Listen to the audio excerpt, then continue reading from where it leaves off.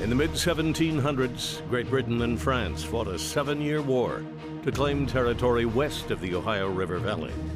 Britain won and kept 10,000 soldiers west of the British colonies to protect and defend the new frontier.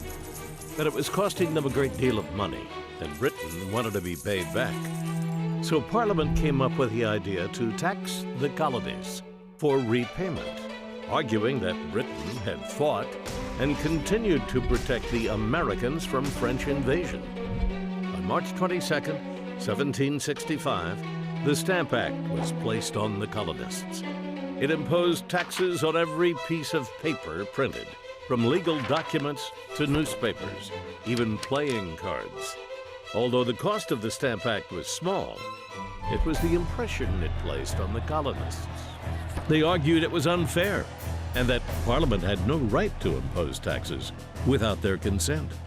There were riots and protests. Secret organizations began to form. One was the Sons of Liberty, who played a major role in battling the Stamp Act. The organization spread, and by the end of that year, a committee was set up in New York to correspond with groups in each colony.